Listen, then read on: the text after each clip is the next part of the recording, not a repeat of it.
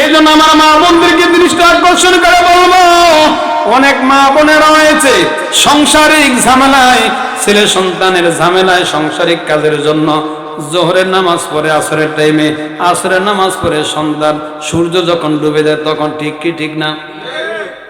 এই জন্য মা গো মা, আজকে দুনিয়ার সংসার ঠিক রাখার জন্য, স্বামীর কথা ঠিক রাখার জন্য, মেহমানকে খুশি করার জন্য, ছেলে সন্তানকে ঠিক রাখার জন্য আমি আমার দিনকে প্রাধান্য দিলাম, আর আল্লাহর সময়কে এরকম আখিরাতের সময়কে পিছনে রাখলাম। দুনিয়ার মহাব্বতে পড়ে আখিরাতকে পিছনে রেখে যতই কষ্ট করি না কেন, আমার চক্ষু যখন বন্ধ হয়ে যাবে, আমার স্বামী পর হয়ে যাবে, ছেলে সন্তান পর হয়ে যাবে, আমার আত্মীয় স্বজন পর হয়ে যাবে। ও মা গো মা, চিন্তা করে দেখেন, আমি একদিন এই জমিদার বাড়ি, সর্দি বাড়ি, মোল্লা বাড়ির, অমুক হাজি বাড়ি নতুন বউ হইয়া যখন আসলাম, আমাকে নতুন শাড়ি পরিধান করায়া, স্বর্ণ অলংকার পরায়া, সাজগোজ করিয়া, কত বাহাবা দিয়ে আমাকে নতুন বউ করে আনছে গো মা। এমন একদিন আসবে যখন চক্ষুরা বন্ধ হয়ে যাবে, স্বামী পর হয়ে যাবে, ছেলে সন্তান পর হয়ে যাবে, আত্মীয় স্বজন পর হয়ে যাবে, মাইকে ঘোষণা হবে না, চুপি চাপি করে আপনাকে আমাকে ঘর থেকে ধরাধরি করিয়া নামায়া, চিরবিদায়ের গোসল দিয়া, সাদা কাপড় পরিধান করায়া, আতর গোলাপ চন্দন মাখায়া, এই সাদা কাপড় পরায়া, আগায় পাশায় বান্ধিয়া ওই মাঠে ময়দানে নিয়ে যাবে। ইমাম সাহেব 4টা তাকবীর দিয়া জানাজার নামাজ পড়াবে। ইমাম সাহেব 4টা তাকবীর দিয়া জানাজার নামাজ পড়ায়া আবার সে আসল বাড়ি কবরের কাছে নিয়ে যাবে। 2টা লোক কবরের ভিতরে নামিয়া আপনাকে আমাকে শোয়া দিবে। এবার আস্তে আস্তে বাঁশের চালি দেওয়া শুরু হয়ে যাবে। কবর আস্তে আস্তে ঘোর অন্ধকার হতে থাকবে। পাড়ায় পাড়ায় মাটি দিয়া যখন 40 কদম হাঁটি আসবি, মুনকার নাকির ফেরেশতা হাজির হবে। প্রশ্ন করবে, বান্দা তোমার রব কে ছিল, তোমার নবী কে ছিল, তোমার দিন কি ছিল? ইমানদার বান্দা যদি হওয়া যায়, ওই প্রশ্নের জবাবগুলা টাস টাস করিয়া দিতে পারবো। দারাগাস্তা যদি বেঈমান হইয়া মারা যায়, এই প্রশ্নের জবাব তো কিছুই দিতে পারবো না। ডানের মাটি বামের মাটি এমন জোরে চাপ মারবে, সমস্ত শরীরের হাড়গুলা ভাঙ্গিয়া চূর্ণ বিচূর্ণ হয়ে যাবে। ডানের হাড্ডি বাম পাজরে চলে যাবে, বামের হাড্ডি ডান পাজরে চলে যাবে।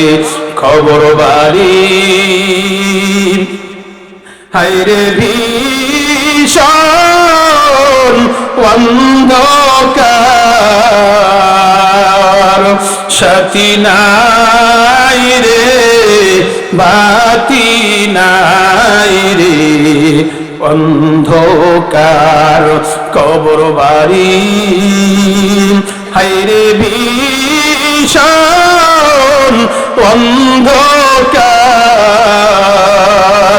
সাথী নাই রে বাতি নাই রে, অন্ধকার। সাফি কাটবে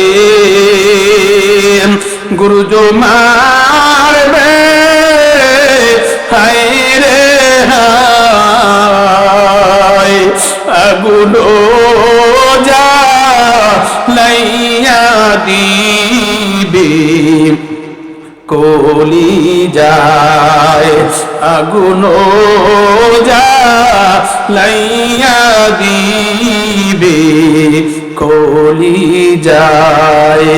ও মা গো মা,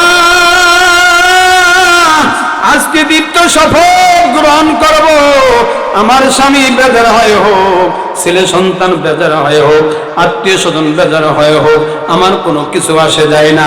আমি আল্লাহর হুকুম বিধান আগে মানব, আল্লাহর হুকুম বিধান মানিয়া তারপরে সংসারিক কাজ করব। মা গো মা, যারা কোরআন তেলাওয়াত করতে জানি, ফজরের নামাজের পরে যখন ঘুম থেকে জাগ্রত হয়ে ফজরে নামাজ আদায় করে কোরআন তেলাওয়াত নিয়া, কোরআন সামনে নিয়া, কোরআন সামনে নিয়া কোরআন তেলাওয়াত করে যদি আপনি আমি সংসারে কাজকর্ম শুরু করি, আল্লাহ রাব্বুল আলামিন ওই সংসারের ভিতরে বরকত দান করবেন। স্বামী যদি চাকরি করে, চাকরির ভিতরে আল্লাহ রাব্বুল আলামিন বরকত দান করবেন। সন্তানেরা যদি লেখাপড়া করেন, লেখাপড়ার ভিতরে বরকত দান করবেন। ওই স্বামী যদি ব্যবসা করে, ব্যবসার ভিতরে বরকত দান করবেন। স্বামী, স্ত্রী, ছেলে, সন্তান, গোটা পরিবারের মধ্যে আল্লাহর রহমত সাকিনা নাজিল হতে থাকবে। আমাদের এখন সংসারের মধ্যে ভেজাল আর ভেজাল। কারণ কি? সমাজে অনেক মা বোনেরা আছে সংসার কাজে নিয়ে ব্যস্ত, কিন্তু 5 ওয়াক্ত নামাজ আদায় করে না। কোরআন শিখছে ছোটবেলা, কিন্তু কোরআন প্যাকেটিং করে সেই আলমিরার উপরে জুদ্দানে ভরে প্যাকেট করে রাখে। 1 বছরের ভিতরে রমজান আসলে একটু খোলে, এছাড়া কোরআনের সাথে মোলাকাত নাই। আছে না নাই? এই জন্য আল্লাহ নবী বলেন, ইন্নাল্লাযী লাইসা ফিহি দাওফিহি শাইউম মিনাল কুরআনি কাল বাইতিল খারিব।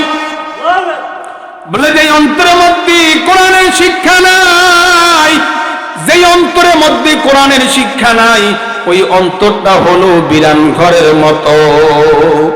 প্রশ্ন আসে, বিরান ঘর কাকে বলে?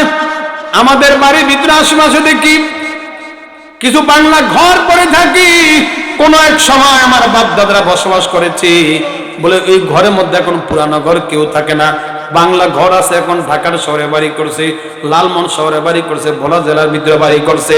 এখন গ্রামের বাড়ি হোতা পড়ে আছে। এই ঘরের মধ্যে বিভিন্ন জীব জানোয়ার জন্তু বাসা বাঁধিয়ে লয় কি লয় না?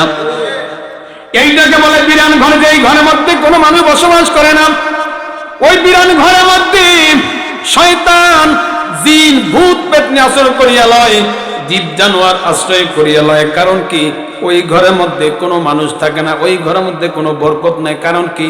ওই ঘরের মধ্যে মানুষ না থাকার কারণে আল্লাহ আল্লাহ পবিত্র নামের জিকির করা হয় না, কোরআন তেলাওয়াত করা হয় না, যার কারণে ওই ঘরের মধ্যে কোনো আল্লাহর রহমত বরকত থাকে না। আল্লাহ নবী বলেন, ইন্নাল্লাযী লাইসা ফী দাওফিহি শাইউম মিনাল কুরআনি কাল বাইতিল খারিব।